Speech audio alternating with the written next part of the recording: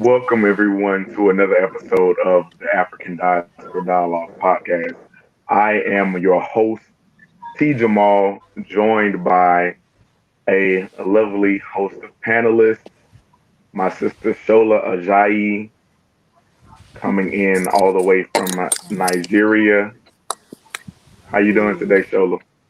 Hi, Jamal. I'm good. Nice seeing you. Happy to be here. And my sister Kezia, coming all the way from Trinidad. How are you? I am well, doing great. How about you? I am well. So, Happy New Year to everyone. I hope Yeah. that Happy New Year. everybody is excited that 2020 is, over. Because it was, but for me, 2020 was one of those enlightening years. It was a rough one, but, Mm-hmm. you know, gold is purified in fire. So Ashe. sometimes you gotta go through some trials to see how you come out of it. Sometimes it's a test for Mm-hmm. us to see who we really are. How you Mm-hmm. everybody is strong when everything is going good.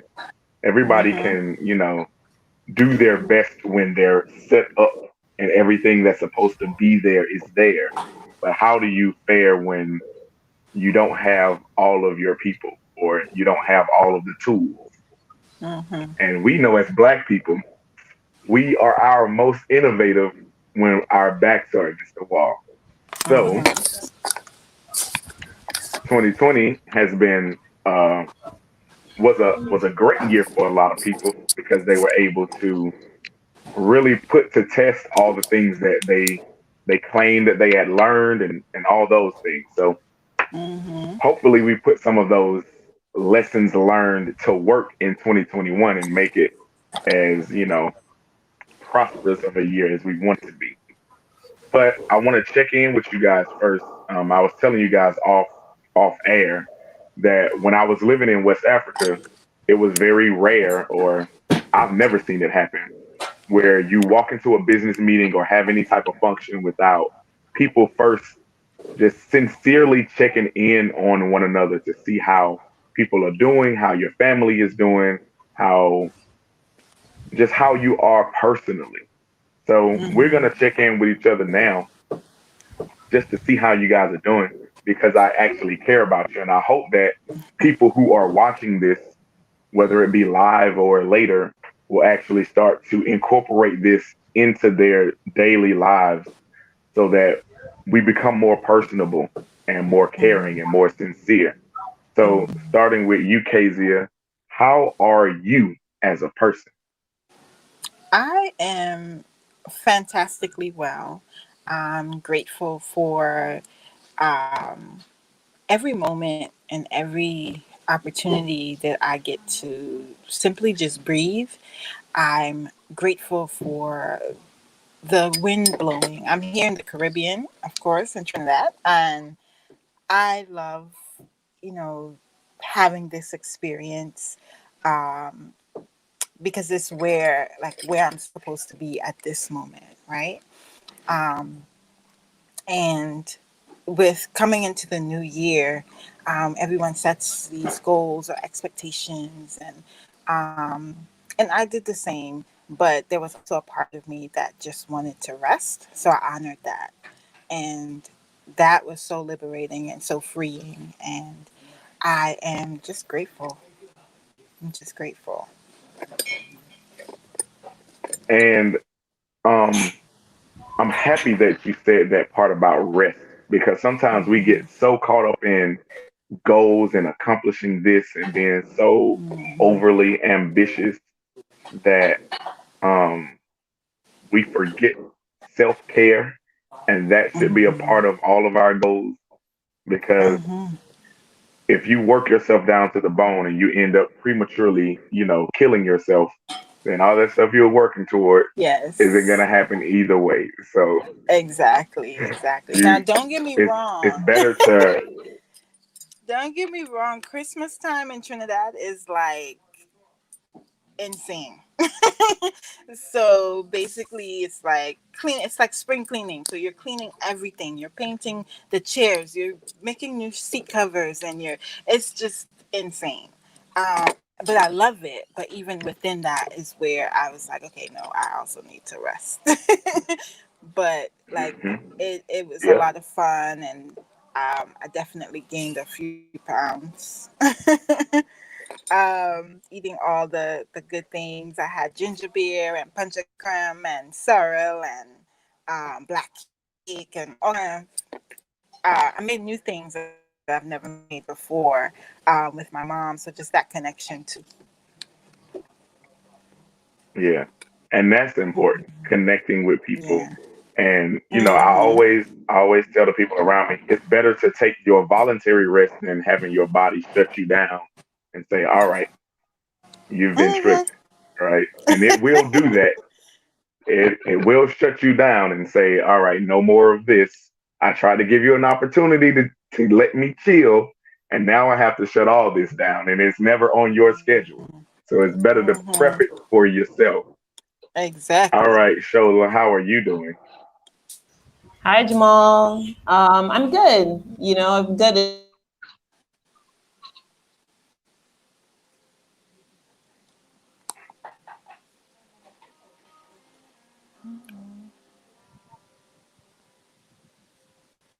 Did she freeze? I think she froze. Shola, I think your connection went out as soon as I went to you. The connection has been strong the entire time we've been on this stream, which is crazy. So hold on. We'll give her a moment to join back in. But yeah, so while our sister is handling those technical difficulties, we'll check back in with her when she joins back, and we'll make How sure are that you? we double back because I want to make sure. How am I? Wonderful. Um, I am good. I am finding the balance in work and making time for myself as a person, and then making time for myself as a husband, and trying to make sure that I keep all of those things in balance, um, which is not easy because there's a lot going on. So, but I do make sure that I take time for myself. Sometimes I just have to like shut things off. And for me, I don't drink alcohol. I don't smoke. I don't do any recreational anything. So my escape is cartoons. Like I still watch cartoons, and I will just zone out into something that has no no significance whatsoever. Because I mean, people who know me know that I'm a deep thinker, and I'm always thinking about like existential things and the full breadth of how to help Black people globally. So sometimes I have to turn that off and just not think about anything at all. Right. So that kind of refreshes me. And I've been exercising, and that physical activity has, you know, it gets your brain moving a lot better. It erases a lot of the clutter Indeed. because, yeah, over the past couple of years, I was like driving Uber and Lyft and wasn't doing any type of physical motion. So my body started to show it. My brain was exhibiting like lapses. And so now that I'm back moving around, I feel much better. Yeah. So, whew, Well, I'm yeah, I grateful feel for good. your wonderful functioning vehicle that you call a body. Yeah, you only get one of them. There's Yeah. no Alito Battle Angel like putting your brain in a robot. So we gotta take care of ourselves while we're here. Exactly. So while we wait for Shola to come back, I want to go ahead and dive into this first topic. So Black2Love is on the screen. And so Black2Love is something that I introduced as a portion of the Afrikan Diaspora Dialogue, maybe like 5 or 6 years ago. No. It was longer than that. Time just keeps moving. It's almost like 8 years ago. Mm-hmm. When was 2012? 8 years ago, right? Mm-hmm. Yeah. So 8 years Yep. ago, Well, I 9 years started now, to 21. notice. Mm-hmm. Oh my God, time. Where does the time go? So yes. So 9 years ago, I started to notice like being in the circle of the so-called Black conscious community here in Atlanta. Um, you would hear, the people talking on the street outside of the train station or in the barbershop or in the beauty salon, passing out, flyers for people speaking.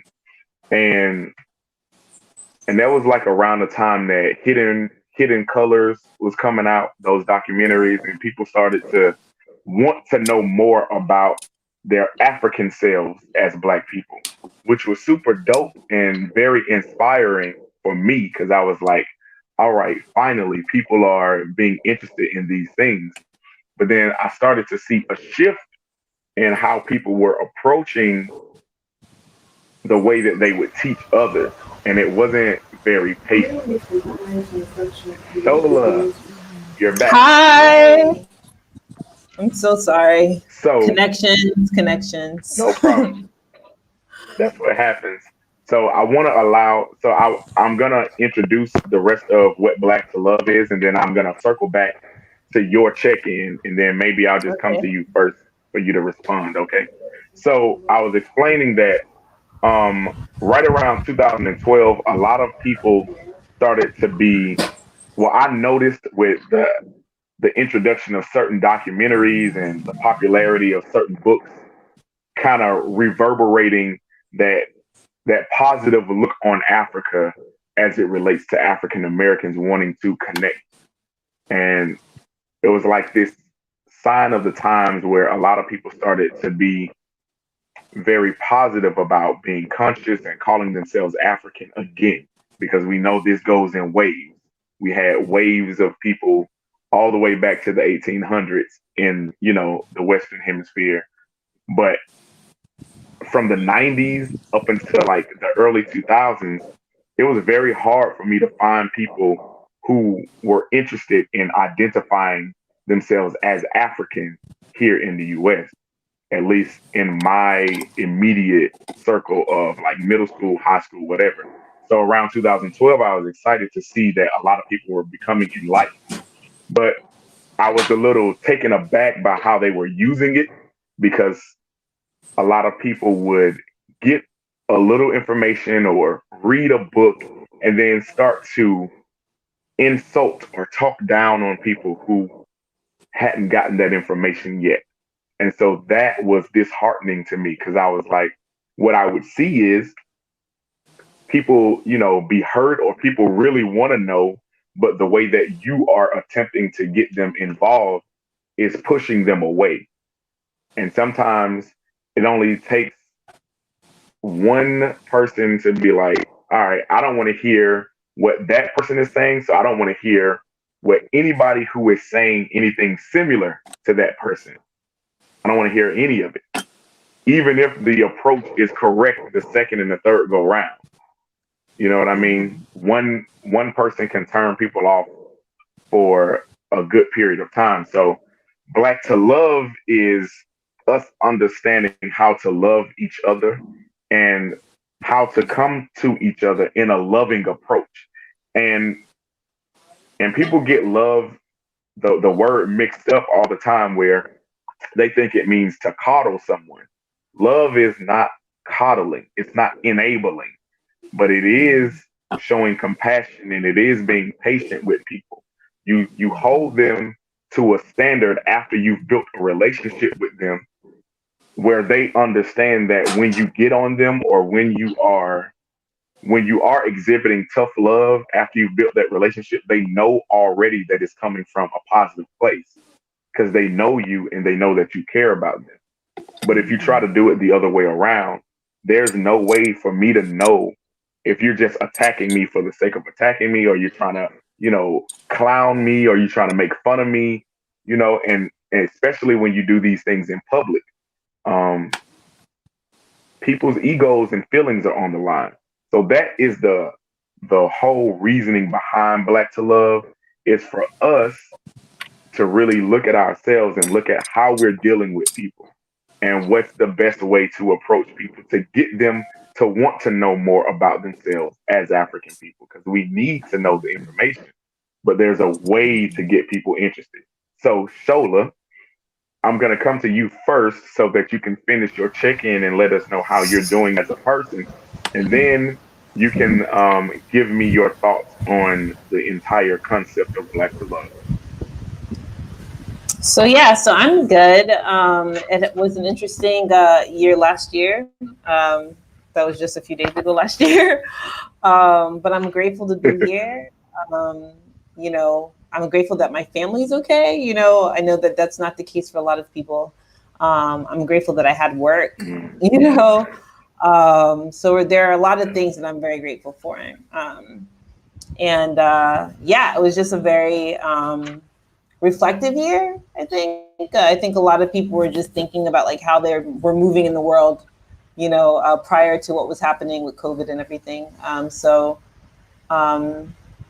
yeah, I'm great. I'm very, very grateful. Very grateful. So I'm good. I'm healthy. My family's healthy. I have an opportunity. I met you, that was a great part of my year last year, So yeah, it's good. It's good. I'm good. Thanks for asking. No problem. One of my words for 2020 was pivot. Pivot, right? I had to do a lot of pivoting. I felt like Yes. a running back. And for those of you who know me, I make a lot of football references because Okay. it's my favorite sport. Still, technically, it's still my favorite sport. And I'm talking about American football because I know I have an international audience. I'm talking about Right. American football. But it it's my favorite sport because it's like the one of the most team oriented sports.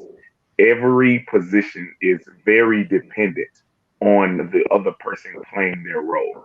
Like you Mm-hmm. can be the best running back in the world, but if you don't have an offensive line, or if your quarterback doesn't know how to hand the ball off, you don't get the ball. Like, and you can't show how good you are. You're dependent on the other person. But if you know anything about running backs, they are going down the field, and sometimes they have to, shift the direction that they're going, or make a spin move, or jump over somebody. And that's what 2020 was. It was like spin move Yeah. here, uh, a juke here, a jump over this person there, and trying to avoid getting hit. And so many directions had to change for me in last year. So, but like I said, it created an innovative, um, like you said, you met me because I started a YouTube channel. And had I not Yeah. started it, I wouldn't have been on Walter Maya's channel. And then your Yeah. brother wouldn't have seen me and we wouldn't have connected. So all those little pieces had to come together in that way.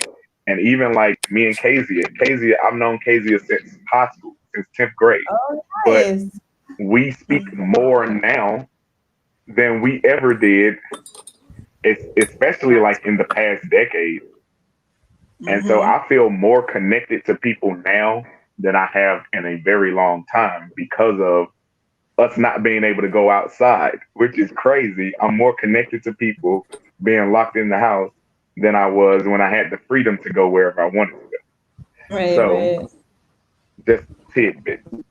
So back to Black2Love. Kezia, what are based on how I introduced Black2Love, have you had any moments or any experiences with, people coming off coming off as arrogant in their, wokeness, and what is your approach to those people, and what is your approach to people when you are introducing them to your way of thinking or anything of that sort? Um, so I have lived in Atlanta for many, many years. And so that's where my experience with that come from. I have met, woke, or as we like to say in the community, some hotel people. Mm-hmm. And you sometimes get people who, are not in a space where they're willing to share their information in a compassionate way, more so in like, you don't know this, you need to get it together because, you're gonna miss out. And sometimes it doesn't come across as something that's you're able to receive well. And I think that stems from just this heaviness of maybe a survival thing. Like it's just heaviness of we got to get this thing, and so not a lot of people are taught how to deliver their message as well. As far as when I deliver my frame of thought or how I think about things, I definitely attempt. I'm not perfect, but I attempt to share that information in a way that will allow people to grasp it and connect with it, maybe through examples or finding something that they are able to resonate with. And what I also do is I'll listen. That's why we got two ears. So I listen more so just to hear where they are, and I can adjust and pivot how I could go about the conversation where it would be best received, because you have to meet people sometimes where they are and just give them that little extra and also provide resource. Like, don't just take my word for it. Look it up. So that's kind of my approach to it. And that's one of the things that I wanted this platform to be, especially that last tidbit that you added, sources. Mm-hmm. I come from like college and especially grad school, like you can't write a paper without citing your sources. And so that has been kind of ingrained in my brain where I see a lot of people and I would just sit in the barber shop, or I mean, look at me, I haven't been to a barber shop. I sit in the salon and I would hear conversations and people would just be spouting information, and some of these things can be unfounded. Sometimes you can read one thing and then it contradicts this other thing, and people are just spreading false information, even if it, and sometimes we spread false information to make us feel better, like, Mm-hmm. and it just sounds good at the moment.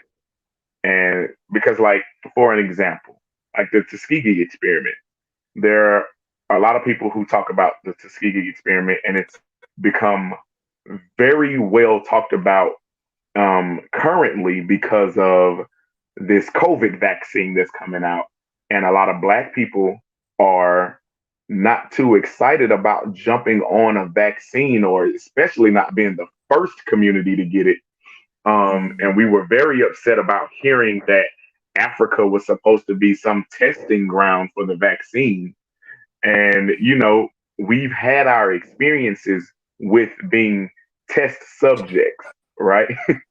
So, and being exploited by the medical field, whether it be, the eugenics people in Planned Parenthood, intentionally sterilizing Black women, as in the Tuskegee experiment with the syphilis, and wanting to see how it would go through the human body and telling people that they were giving them medication when they weren't.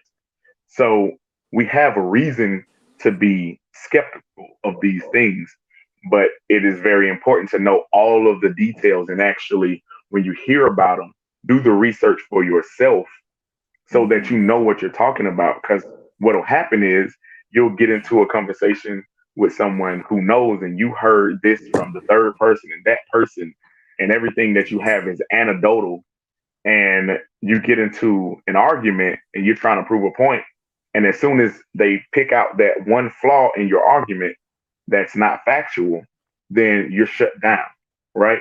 And so we don't want to set people up in that way. So I always tell people, like, if I say something, look it up. And if I don't cite the source on the spot, call me out on it, because I have crazy sources. I keep my sources next to me. I'm grabbing books that I keep right next to me at all times. Like, I'm always citing things, right? Even if it's just a bypass conversation, it's very important to know what you're talking about. And if you're in a position where people are a position of influence and people are listening to you, it's very important that we don't misguide people. Miseducation is worse than no education, because with no education, you know that you don't know something. But with miseducation, you think you know something, but what you think you know is wrong. And so it's going to be even more difficult to convince that person that they're wrong, because they're sure that they've been taught something.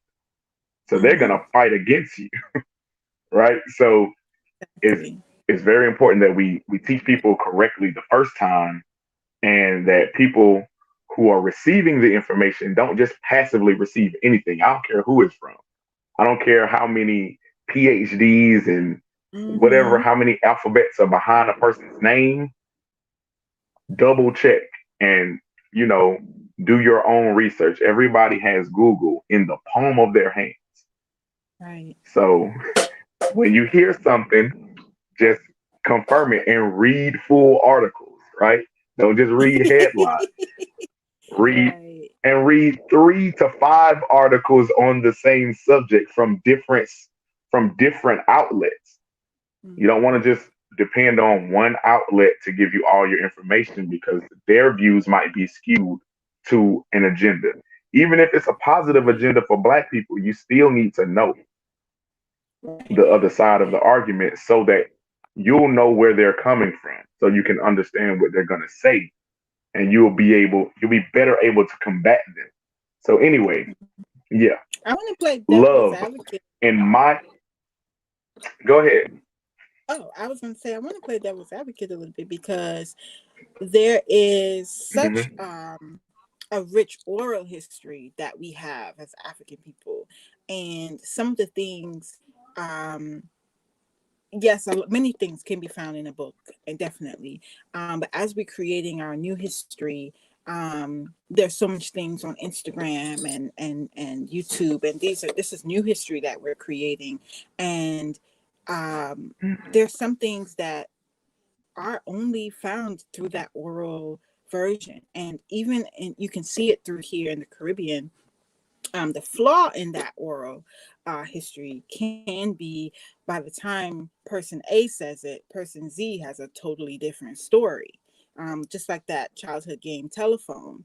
But how do you honor that oral history, because there is still value to the griots and the people who told stories, yet still honor knowledge and looking up and researching things in a book? So that would be my question to the forum here. Yeah, can I add to that? Like, I'm so I glad love that Kessia brought up that aspect, of the oral history. You know what I mean? I think that one of the big things that we're missing in Nigeria too is that, because we're really trying to push giving a platform to young people, you know what I mean, that we don't even want to listen to the elders anymore. I mean, there are the people that have been here, but unfortunately, because of the way the country has turned out, there's a lot of finger pointing, at the people that have been around. But there's a lot that the elders have as far as like history and information that I think is still valuable, as we move forward in whatever direction Nigeria is trying to go in specifically. And then also like the direction of the Black race, right? So like making sure that we always reach back to our elders for information and to find out what things were like before, so we don't repeat. You know, the repetition is a big aspect of it. And I think I guess that's where we need to humble ourselves a little bit and make sure that we do listen. And it still goes hand in hand with this idea of like someone that's woke and someone that's not necessarily woke. Like the listening aspect is still a big aspect, you know, like making sure to listen to both sides, the person that's woke, the person that's not woke, and hopefully meeting somewhere in the middle. I think is an important part to kind of take away from it. Yeah. I love it. So yeah, I'm very happy that you brought that up, Kezia. The oral tradition is very strong, and it's still strong in Guinea and Senegal and Mali, the parts of West Africa that I have lived. And like with those griots, one of the things that was, you know, in simpler times before we were inundated with like the industrial age, and especially now the technological age, you had griots where all they had to do was really just intake the history of that place, and with very little distractions, because the people respected that role so much, they allowed space for that to exist. And there are still pockets of that. And then there are still ways that we are doing that now. Like this platform, we are speaking, right? And so we are sharing information. And now you have this new app that people are becoming addicted to, Clubhouse, where it's pretty much just voices. And people are, you know, jumping in and out of rooms and listening to one another. So we still have the capacity to listen. And I think it's still very important for us to use that tool. We say it all the times, we have 2 ears and 1 mouth, right? But we just have to slow ourselves down to make sure that we aren't losing focus. And with onto the point that Shola just made about so there was an age, and I see where this was happening in Guinea. They were like stressing the voice of the youth, right? Because it was tradition that the youth are to be seen and not heard. And like growing up in a Black household here, that was always the case. You listen, this is grown folks talk or whatever it is. And so empowering the youth is something that is important, because there is value in what they are seeing, because they are absorbing more than adults give them credit for. So sometimes they'll drop a nugget that may even check an adult who, you know, because what a child will see is they will see your actions and then they'll compare it with your words, and they will just innocently show you your contradiction, you know, with no malice. But they will check you on your contradiction just because they're taking everything in all at once and absorbing things. So it's very important to give a voice to the youth, but not, and it happens like this where you have a pendulum imbalance. And so you swing from one extreme to the other extreme, and it's not give a voice to the youth, take away voice from the elders. And so that's not how it's supposed to be. You're supposed to find the value in both voices, right? So sometimes the pendulum has to swing until it finds itself in the middle. And then we'll find that middle ground where we are listening to the elders and listening to the youth. One of the quotes that I use for the work that we do with Afrikan Unity Initiative, I heard Dr. Adelaide Sanford say this. She said, "There's not a problem that I have encountered that's insurmountable with the wisdom of the elders and the energy of the youth." So taking both sides, youth have all this energy that they don't know what to do with it. You hear sayings like, youth is wasted on the young.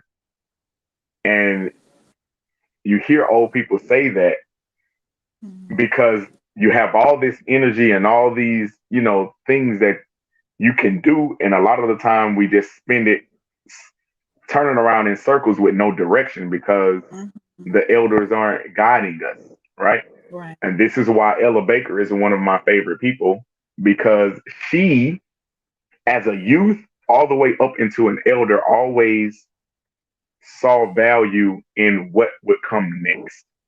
But she spoke to the people in a way that they always wanted her around Mm-hmm. into her 70s, into her 80s. You had people who, you had Stokely Carmichael, Kwame Ture, who probably interacted with Ella Baker by the time she was in her late 60s, early 70s. And he was in his, early 20s. But he cites her as one of his biggest influences. Ella Baker was already an elder when Martin Luther King was still a youth, and she helped inspire him. So you can see her influence through generations. And I bring her up because it speaks directly to Black2Love, because clearly she knew how to speak to people. She knew how to speak life into people. She spoke encouragement into people and showed them, I see something in you. I want you to go and do this.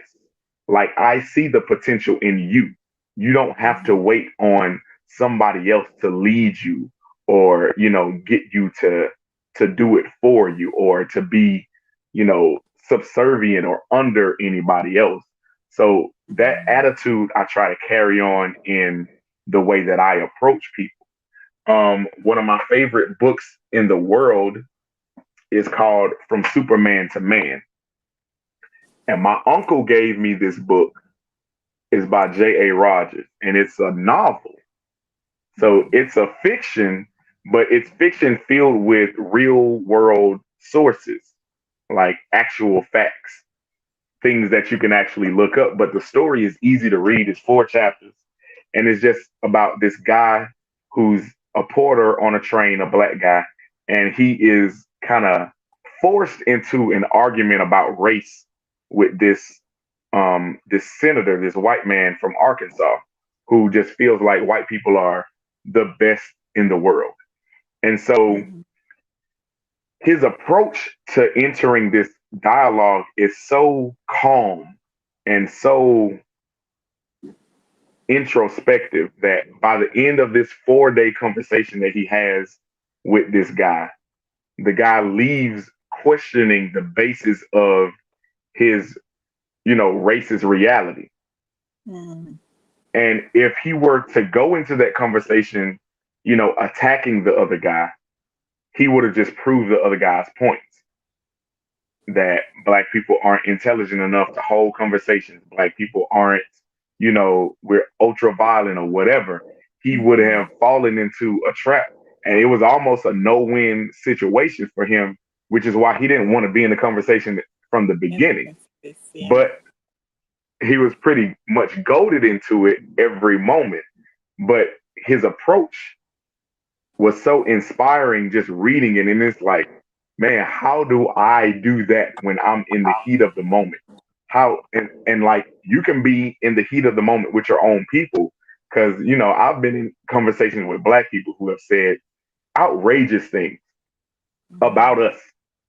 And that goes back to, the love. Like, we have a lack of love for ourselves. So much so that we can very much so be advocates unknowingly of white supremacy. Just And by some of the rhetoric. What they're speaking to is the systematic experience of black people. So usually if you have some sort of discourse with a person, taking out race for a second, you will speak to the experience. My experience of this person is X, Y, and Z, and I don't like this person, or, whatever the case may be.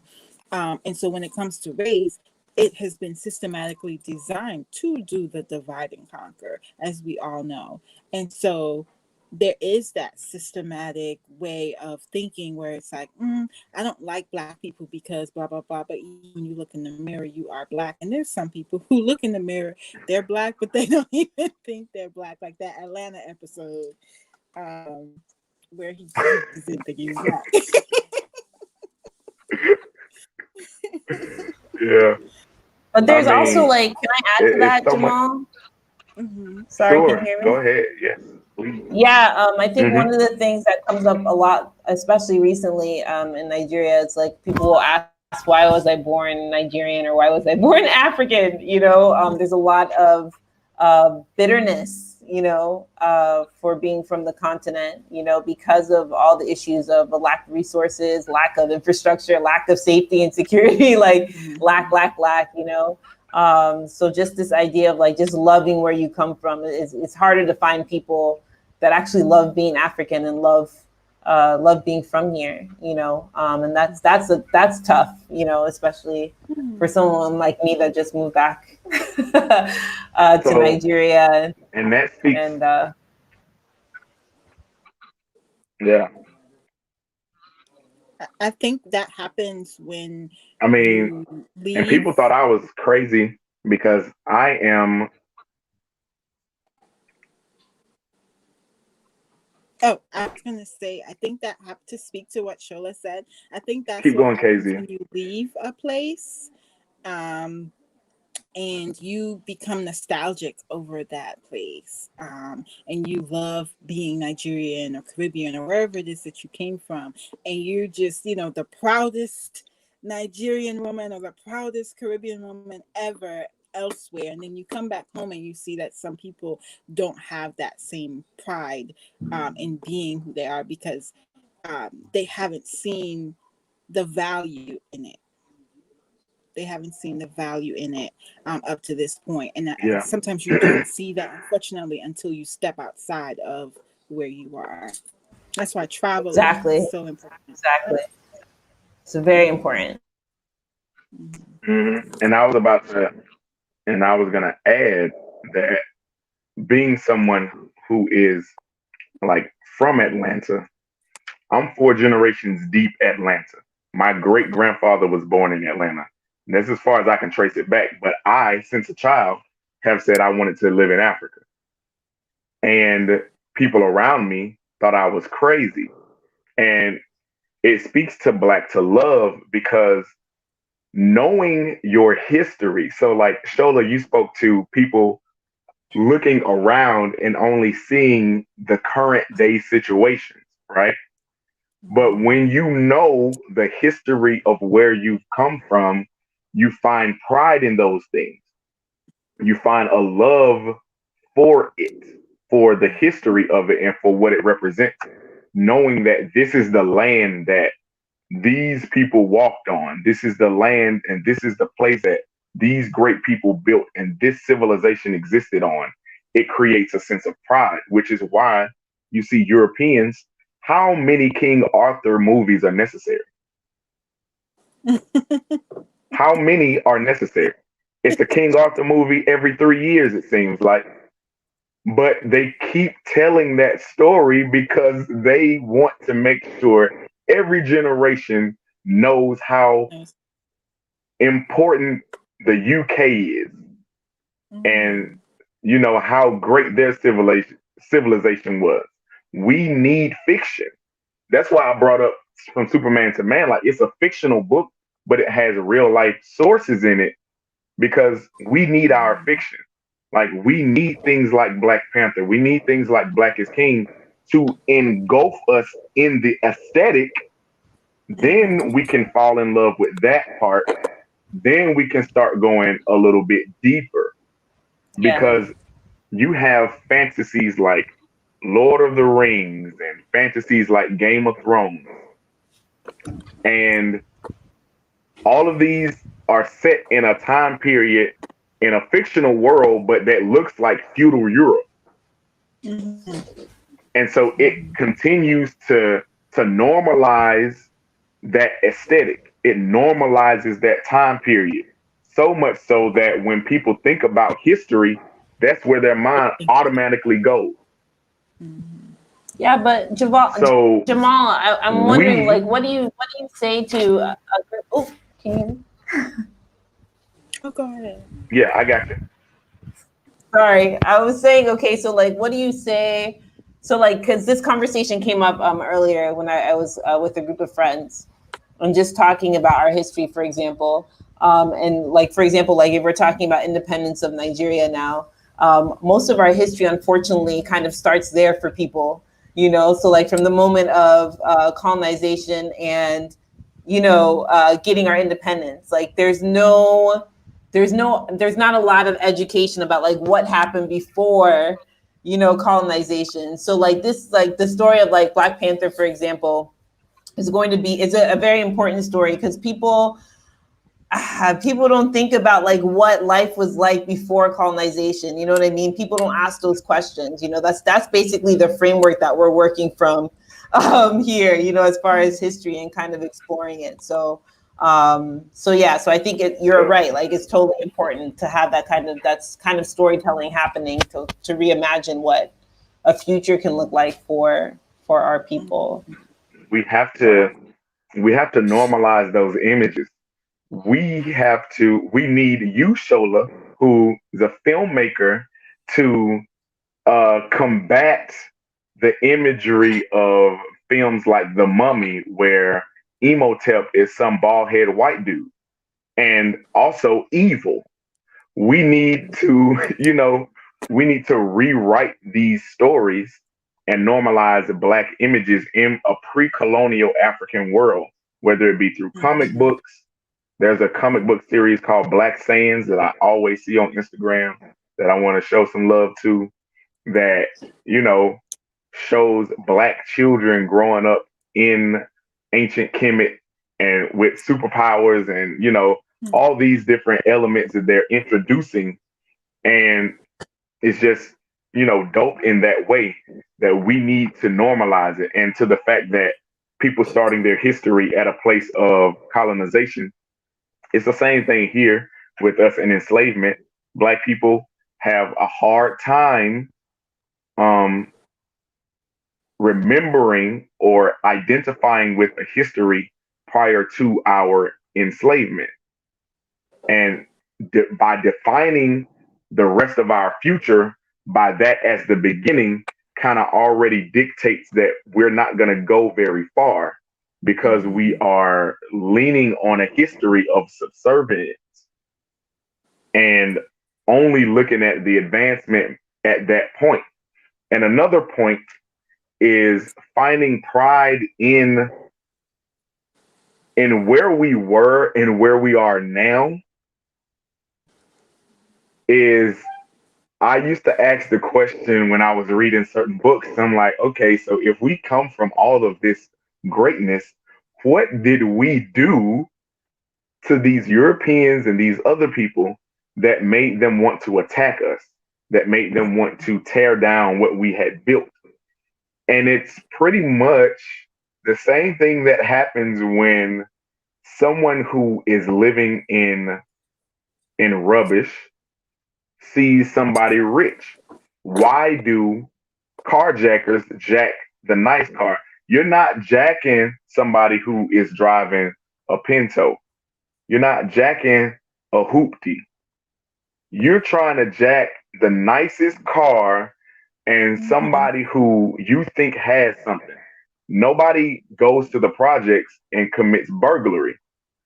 You go to the nice neighborhood and you scope their houses and you try to rob them. So we were the richest, most, I mean, we had all the minerals, we had the resources, we had sunlight, right? We had fresh water, something that if you study feudal Europe, they didn't have fresh water, which is why they drink cow's milk, which is why they started to introduce that sealiness to us as they colonized us. They drank wine and they drank milk because they couldn't depend on their own water to be fresh enough to be, ingested.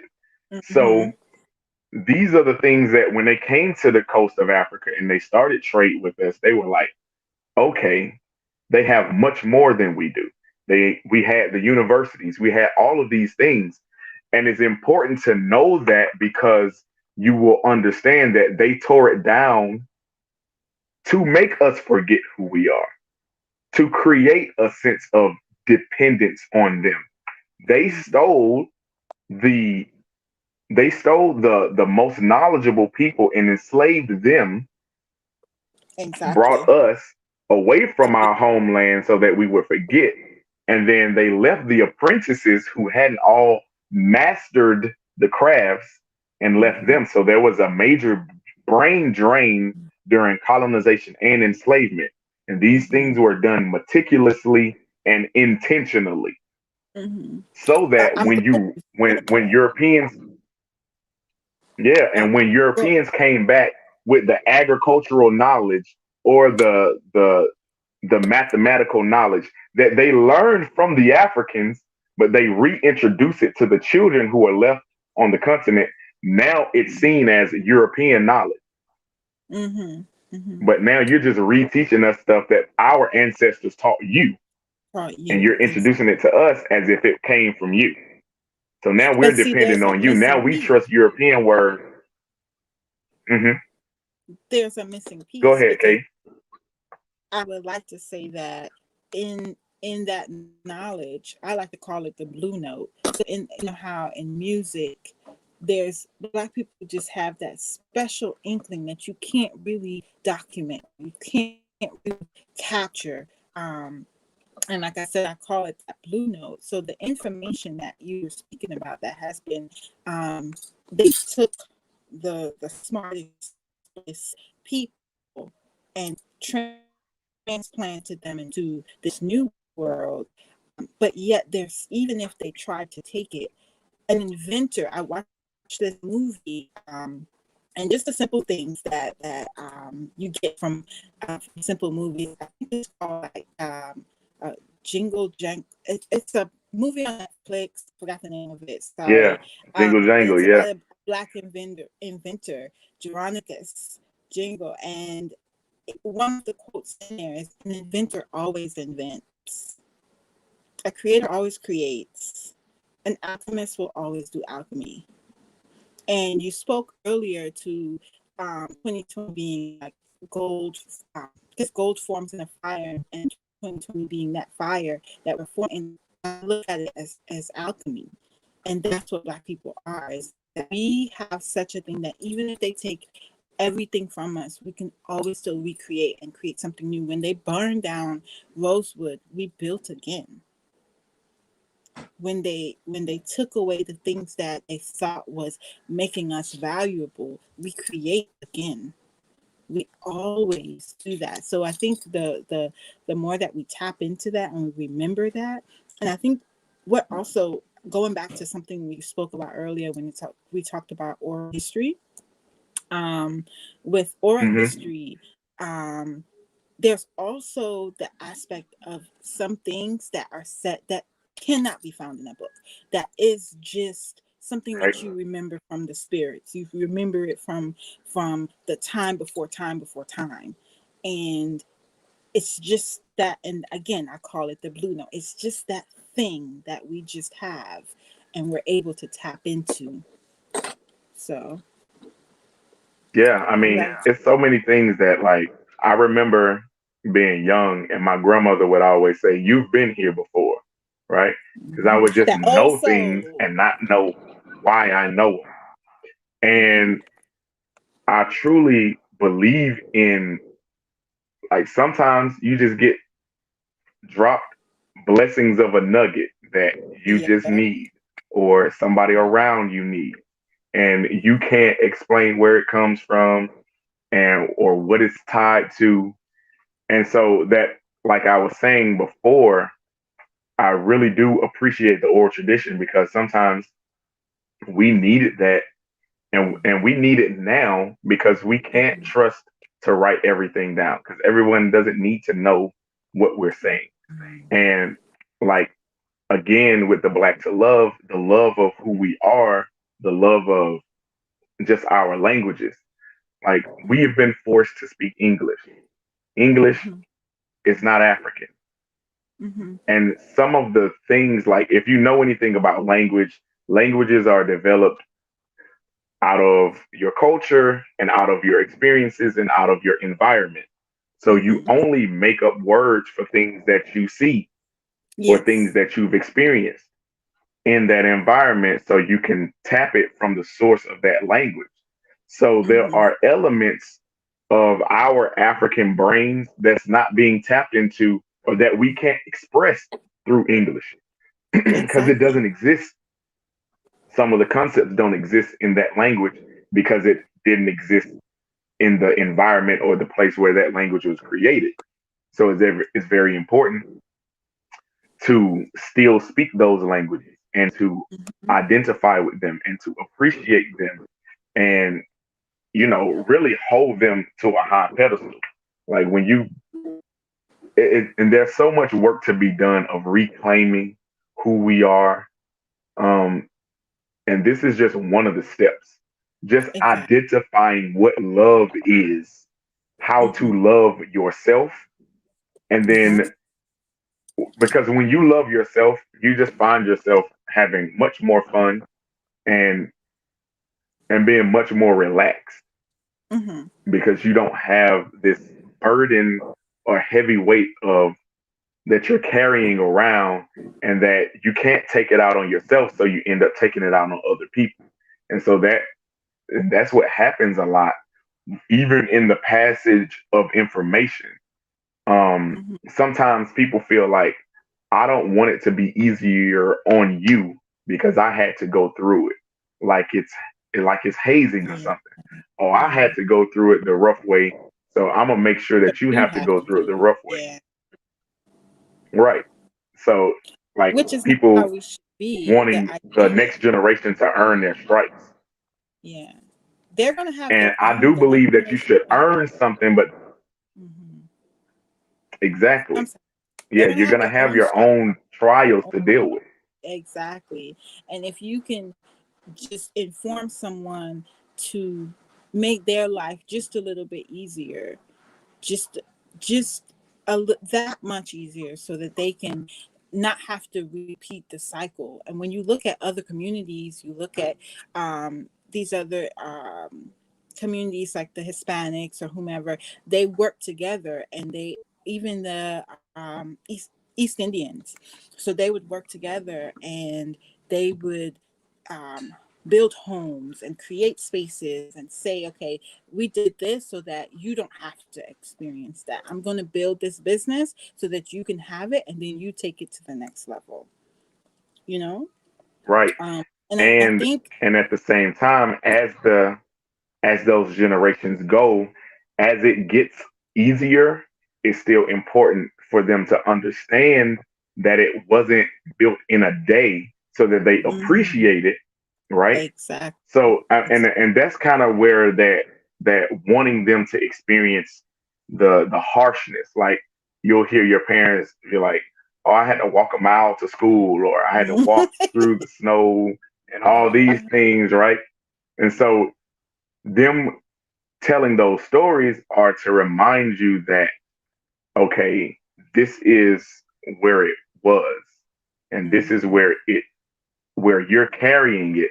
But I want you to know what it was so you can appreciate what you're carrying, whose mhm, shoulders you're standing on.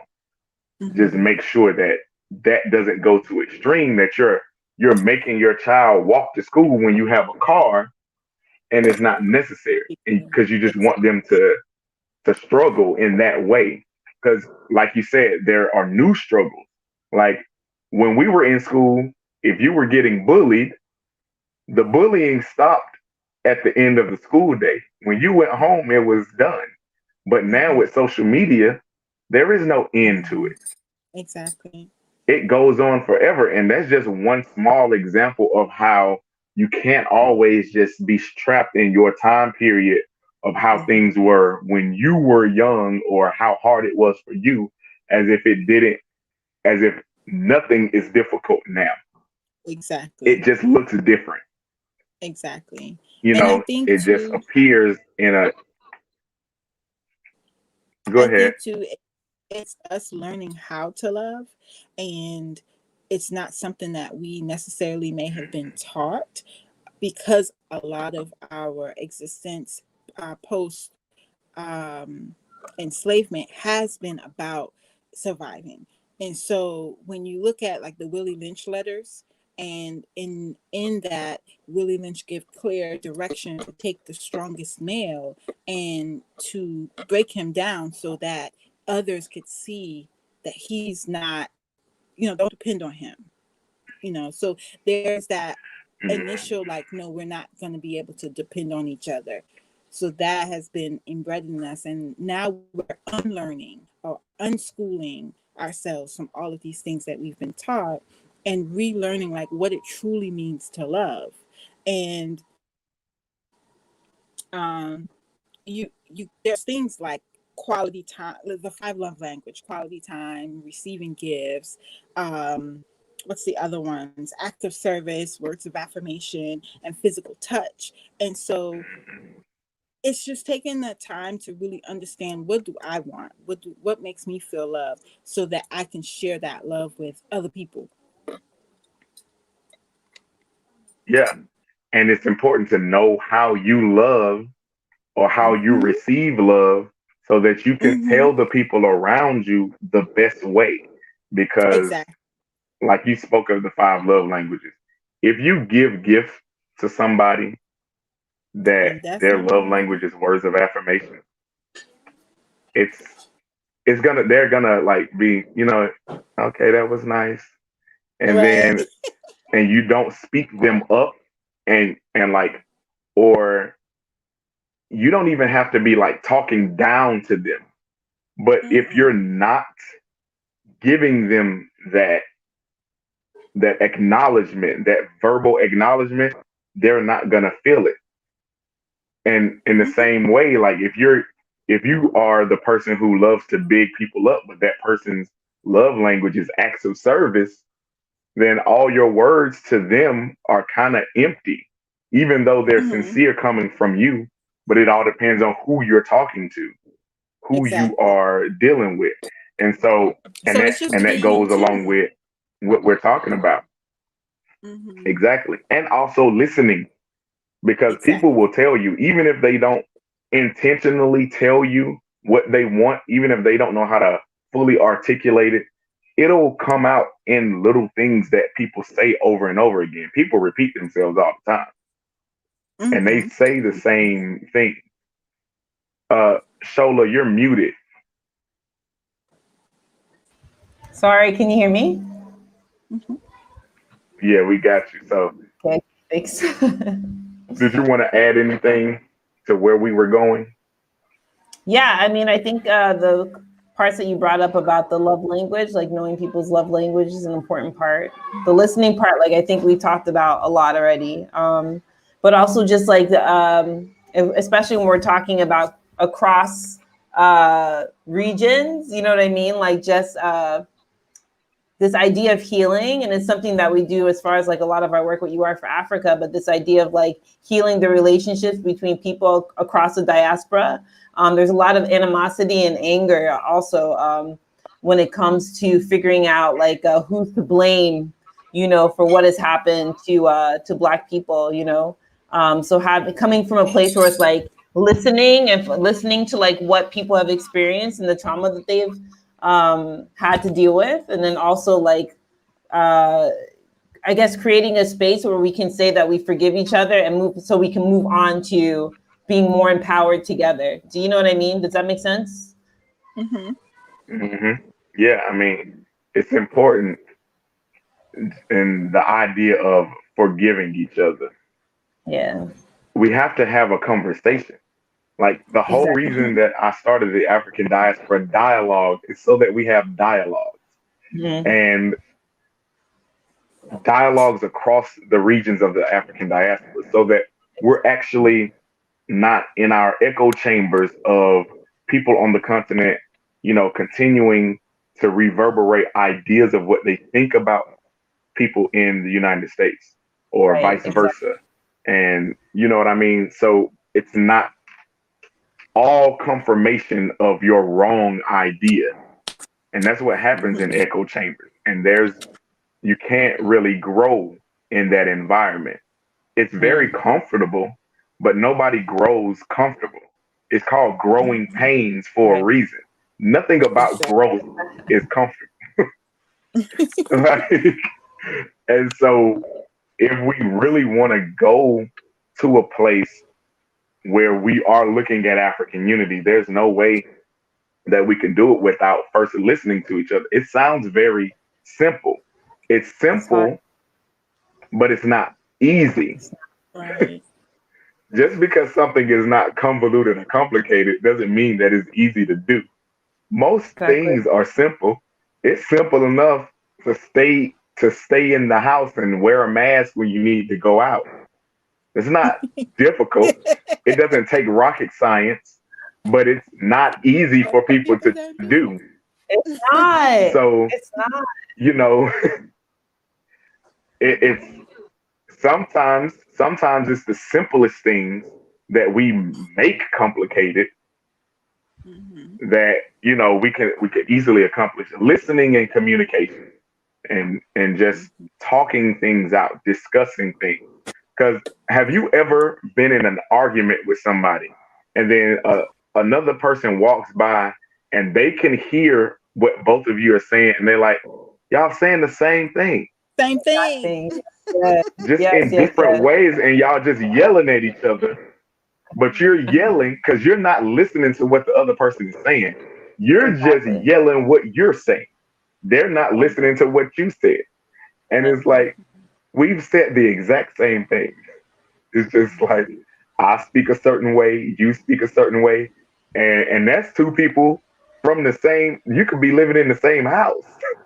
It could be me and my brother.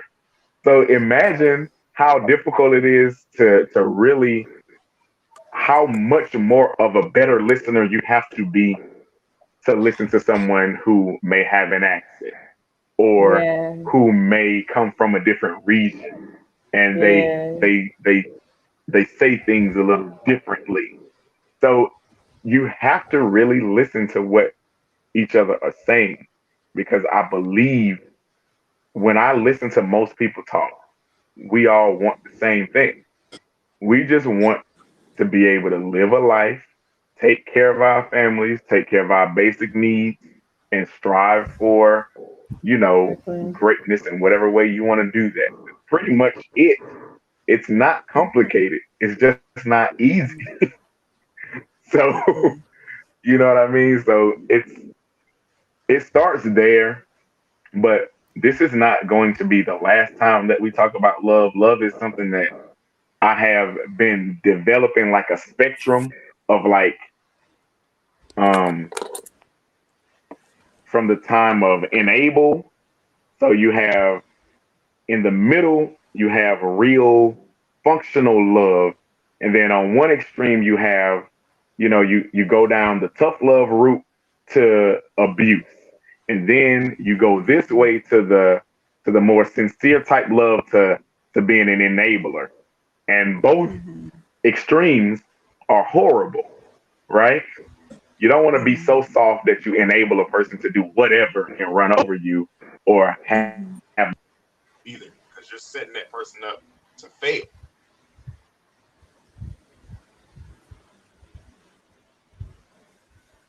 Can you guys hear me?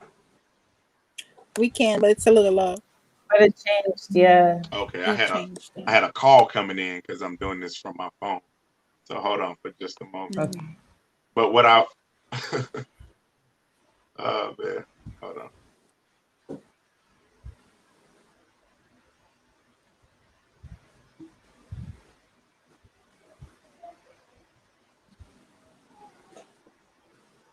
Am I better now?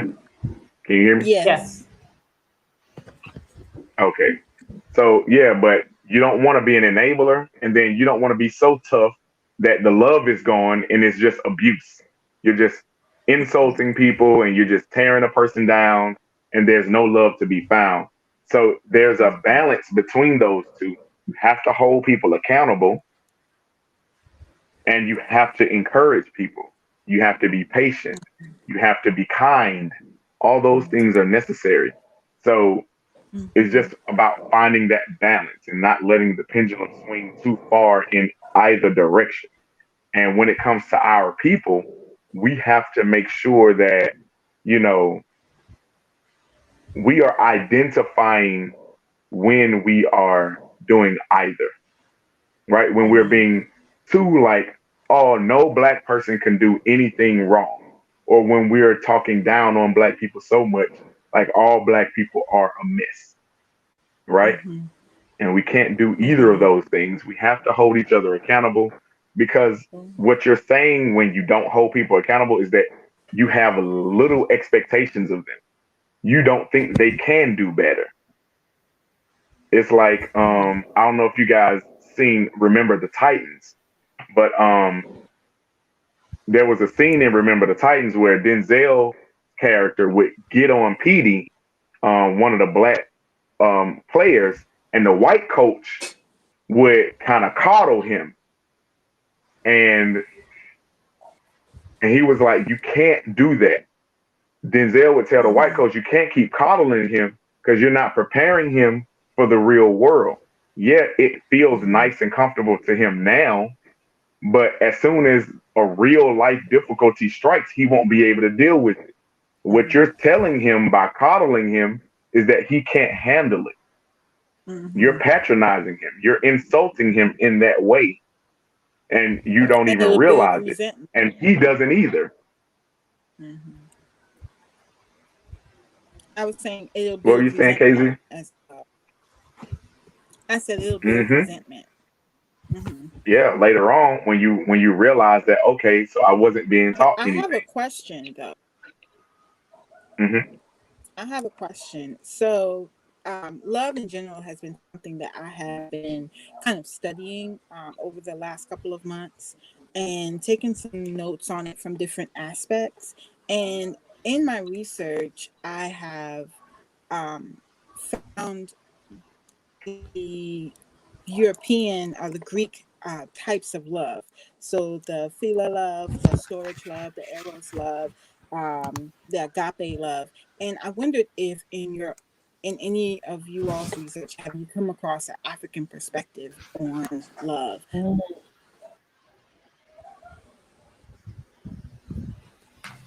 You know That's a what? really great question. It's a really, really great Yeah. question. I mean, I know I haven't. You know what I'm saying? Like, I think a lot of like the standard of those things, like those types of love, are like in like Nigeria. Like we use the West as a model. You know what I mean? Like even like I don't know if you've ever seen this like BBC version of.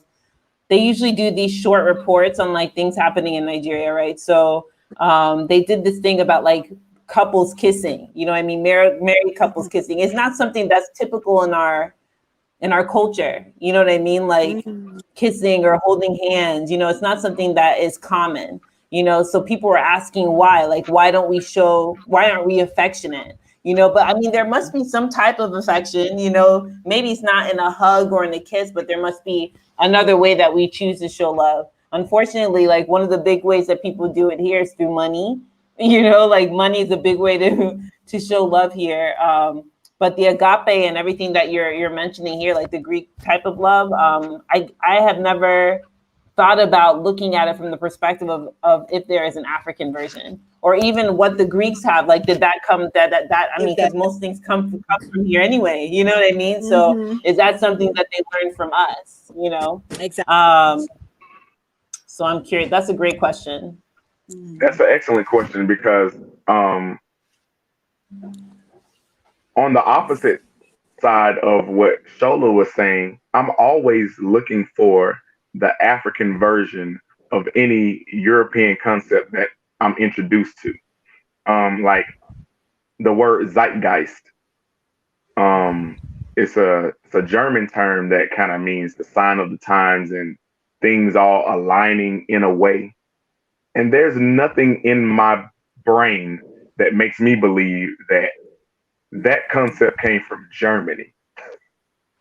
Like, and so I've been trying to find the African version of zeitgeist and in some type of concept. And no disrespect to Germany, but that just sounds very African to me.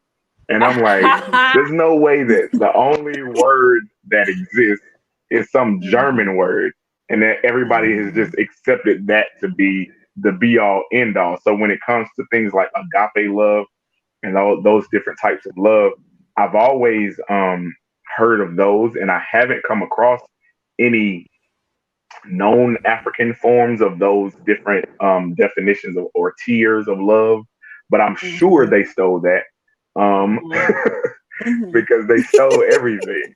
Like, you can read the book Stolen Legacy, and it pretty much in the first line of the book says there's no such thing as Greek philosophy, because, you know, if you know anything about Plato, Socrates, and Aristotle, they got murdered in Greece because they were called heretics for, you know, educating people in the ways of that philosophy that they had learned from Kemet.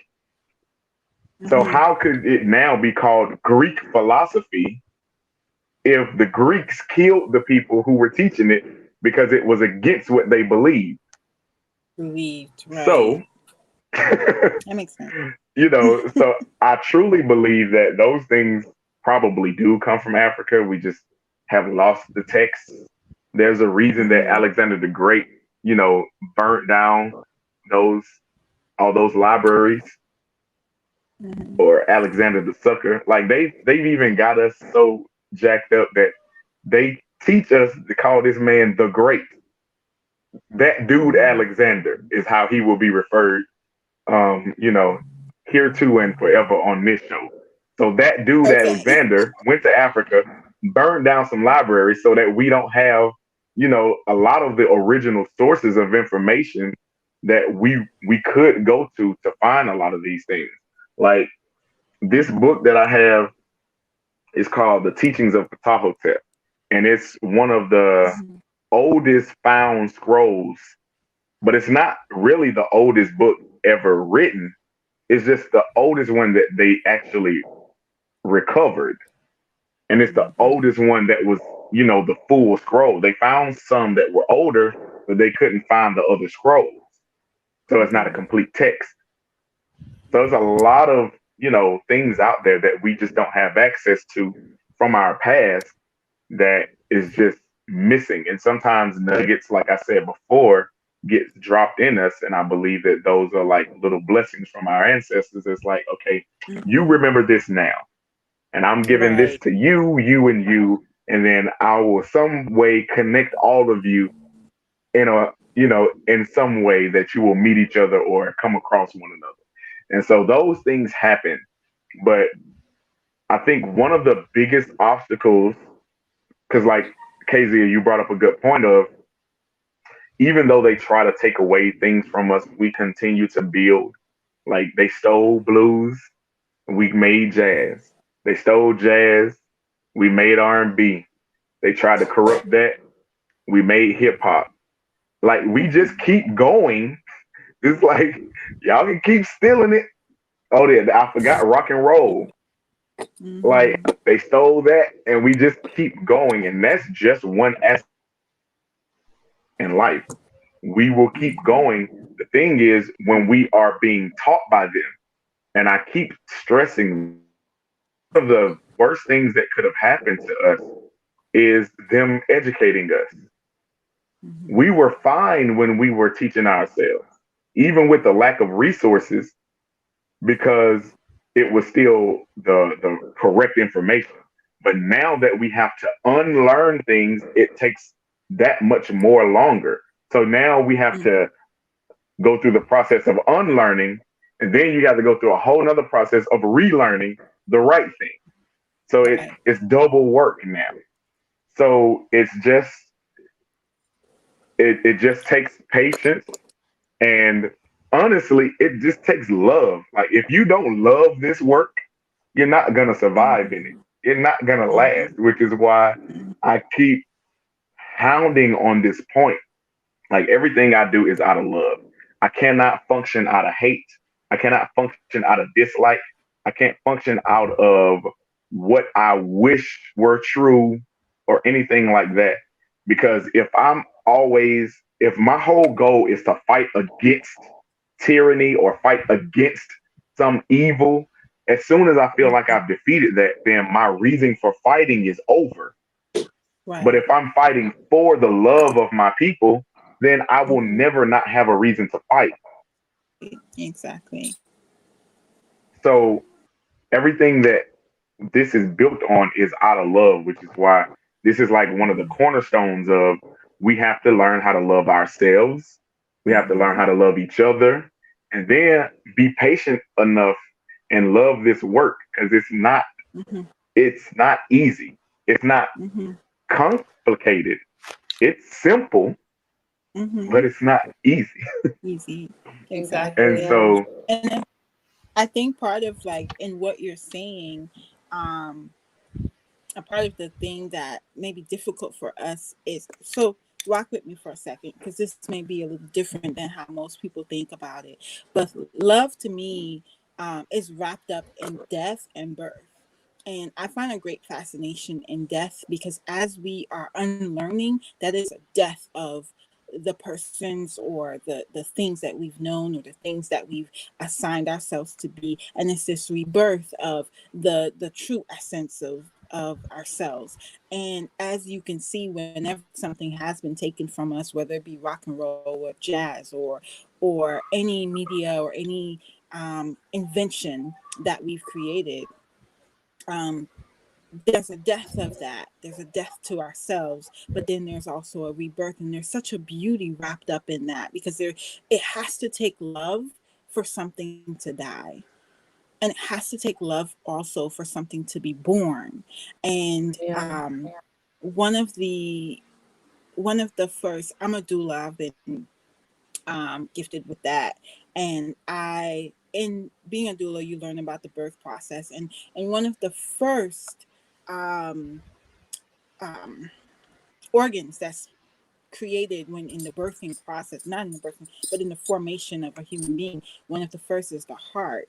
And with that heart is where we love from. When you think of love, you think of your heart and whatnot. And so with that being said, it's like, if that is the first organ, that is the first thing we should think of in anything that we do. In any stage of our life and any experience that we experience, it's coming from a place of love. So it's sometimes baffling when love isn't something that we navigate to with each other and with ourselves, because it should be that instinctual thing that we just have. I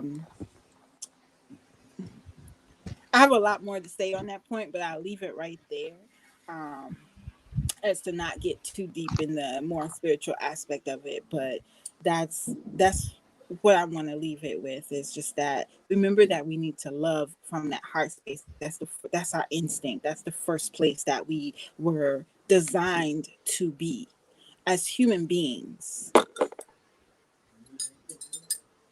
Well said, Kessia. no, Thank I you. mean, yeah, that's dope. And I love it when you get spiritual. That's why I love having you on the show. I always Um, do that. That's just me. it's gonna be, look, I bring everyone into this realm for specific reasons and things that they bring. So I love it all, because I mean, we need everybody. And yeah. back to my football analogy, having everybody play their position. Like, Mm-hmm.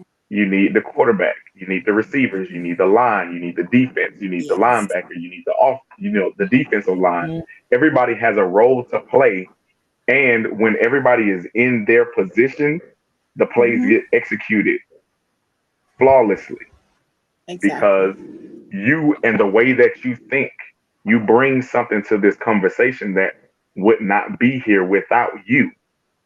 Mm-hmm. Which is why, just explaining to people, when we say African unity and when we say togetherness and things like that, we're not talking about an amalgamation of becoming some unknown blob of nothing, right? It's about taking the differences that we all share and expressing them and accepting them and learning from one another. If everybody was the same, this would be very boring, right? everybody has different aspects of similar ideas, but different ways of expressing them. And there are people who are going to resonate with each voice. Mhm. So, I mean, and that's the best part about having more people speak and more people be involved in these things. And it takes that to help people grow. Because sometimes there are going to be people who don't accept it the way that I say it Mhm. or someone else. But the way, oh man, I got it when she said it that way. It clicked and it made all the sense in the world. So I Mhm. love it. You keep going and don't halt yourself. Okay. Whatever audience we have is the audience that we're meant to have. That's how it's Indeed. gonna be. That's just what I believe. All right, so we're gonna close off this episode. This has been a wonderful dialogue, and I love the way that it flowed because it just flowed like a conversation, and that's how it always was supposed to be. So Shola, Mhm. um, tell people where they can find you, what it is that you do, and anything else that you want to share. Closing thoughts. Sure. So you can find me on Instagram under underscore Shoals, or You Are for Africa or Public Art Africa. So basically, what I do is that I'm a filmmaker and screenwriter. But I'm also a lecturer, and I co-run these Pan-African spaces in Nigeria. So the idea with these spaces is to create opportunities like what Jamal is doing now, like opportunities for people from the diaspora to come and do work here in different parts of Africa, like not just Nigeria, but in Ghana, Cameroon, Kenya, and just collaborate and work on ground with people here in the communities out here. So yeah, and if anyone wants to make a film, hit me up. I love collaborating. So yeah, look me up online. Wonderful. I will probably take you up on making that Right. film. Sign me up. Yes.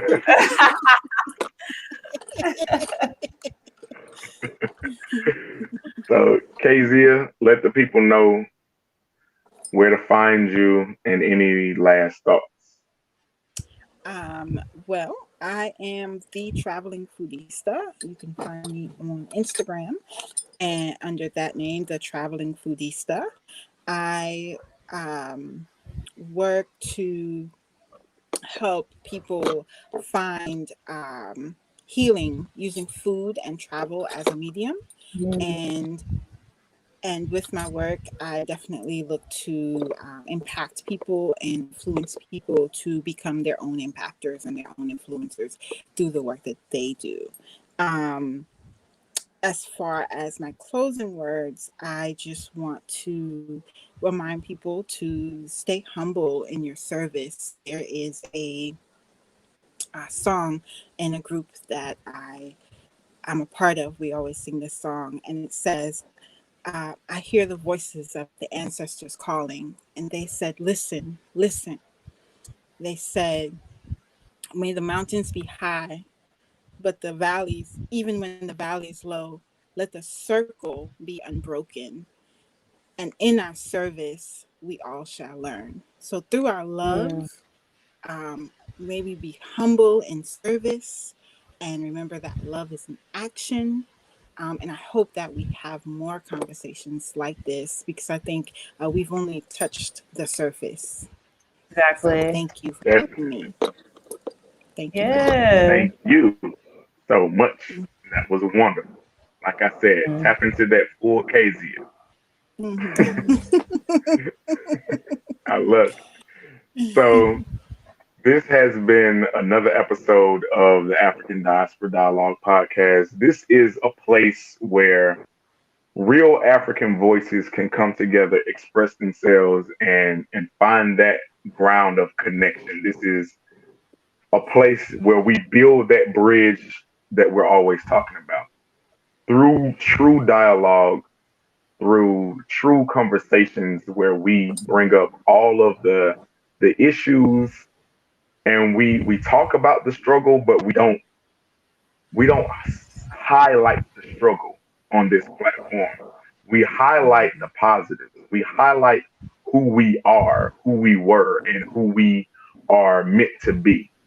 And, you know, the struggle is in the periphery, that we acknowledge it, but it is not what defines us. And it is also not the basis of our unity.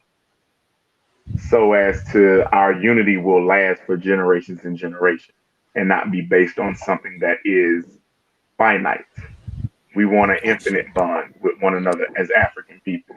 So we appreciate you all for watching. We appreciate all of you. Please leave comments, share, and subscribe to the channel. At Afrikan Unity is where you can find us on all social media platforms. And please follow Afrikan Unity Initiative and all the things that we have coming up for 2021. A lot is coming up, so please just look out for us.